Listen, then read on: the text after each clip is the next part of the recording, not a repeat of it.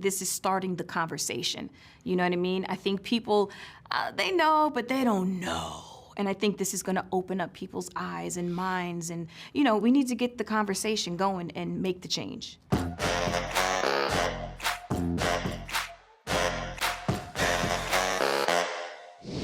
What was it particularly about this project that you went, I'm in 100%? For me, just reading the script, it was just so authentic and something completely different than I've ever done. And to have the opportunity to create this awareness and talk about this real life, worldly, global problem that we have, and to kind of have the opportunity to make some changes, I was like, I'm in. You know, this is awesome. I want to be a part of it. Yeah, I think the subject matter of homelessness and helping to reframe it as a mental health crisis was very important to me. The problem has been compounded and exacerbated by COVID and by the fentanyl crisis, and of course here with the wildfires. And I love the way this film, Ashanti's character being a vet, someone who ages out of foster care, someone who's having a mental health crisis, someone who falls on hard times with their life and their career, and they say, you know, you're only a couple of paychecks away. Look what's going on in Altadena and Pasadena right now. A lot of people have insurance, a lot of people don't. And I've been working going into the Red Cross and you know, Salvation Army and FEMA facilities and seeing people that were living in the Palisades just a couple of weeks ago who now have nowhere to turn because they don't have insurance.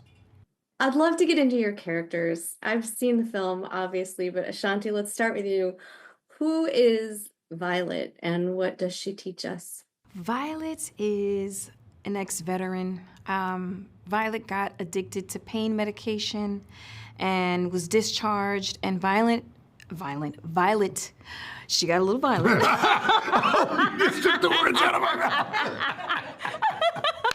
That's why that happened. Yeah. She definitely got a little bit violent, but Violet was just so... Almost on my ass.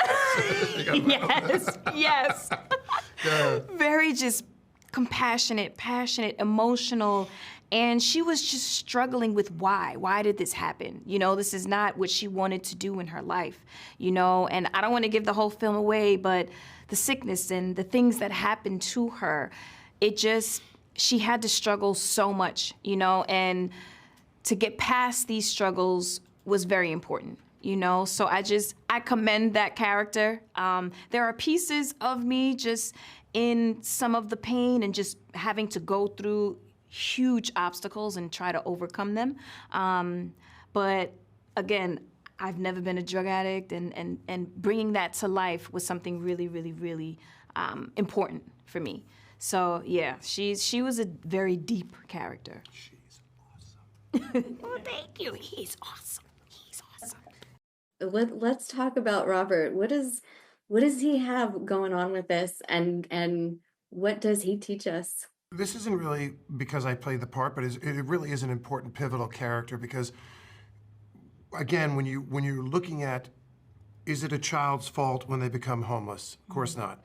A PTSD vet, someone who's mentally ill, someone who ages out of foster care, someone who has an addiction problem. A lot of the people that have an addiction problem don't have access to health care. You know, they're self-medicating, they have anxiety, they have depression, they have bipolar, they're schizophrenic, they're self-medicating with alcohol and fentanyl, which is a whopping high. It's like meth and heroin times on steroids, times 10. The interesting thing about my character is the planets aligned and conspired against him. He wasn't a PTSD vet. He wasn't mentally ill. He wasn't addicted to drugs. His career went sideways, and the numbers went sideways, and the bills were piling up. And then, as they say in the film, you know, homelessness can happen to anyone, and it's really true. If you have a medical crisis or an economic crisis, you're 2-3 paychecks away if you lose your job or you have I mean, I've had major health issues with members of my family, and I can't imagine what it would be like to even have insurance, and then when you're done after insurance, you still owe $150,000 after insurance has covered some of the costs for, you know, a major surgery or something. And that's where Robert comes in, is that he goes down a little bit of a different path than some of these other people, but he's cruising along with his wife and with his kids and with his career and making his money and paying his bills, and all of a sudden, things change. And that's also happening, especially when you have an economic downturn like we did in 2008, especially with a pandemic, especially with a fentanyl crisis. It's having a major ripple effect across the country. You too, listen, you do such amazing work on screen and then obviously off screen, where you put your heart and your time to really help people and better others. I just want to ask if there's anything that you learned along the way throughout this process that you would want to share with viewers. I would say that it has to be framed more as a mental health crisis than a homelessness crisis. It's a major, major component. The other thing is people are saying, we now know that in certain parts of the country, in Fort Smith, in Austin, in San Antonio, in Pinellas, in Baltimore with Johns Hopkins, they have little pockets where they're doing really innovative, cutting-edge, highly impactful work. And when you describe to people what that work is, they're like, wait a second, whoa, wait a second, like 360 wraparound long-term care. It's not a week, it's not a month, it's like 6 months to a year. Who's gonna pay for that? And it sounds expensive, but right now, in cities where it never affected before, it went from 54,000 to 76,000 in LA County. It went from 2,000 or 3,000 to 15,000, 20,000 in Sacramento during COVID. So when you look at what's required to address this issue, if you have somebody that's where they call the police and they're having an episode with fentanyl, you have the fire department, the police department, the sheriff's department, paramedics in an ambulance, faith-based, nonprofit, they're all responding, that costs money. Then they go to the emergency room, it costs money. Then they were admitted to the hospital, it costs money.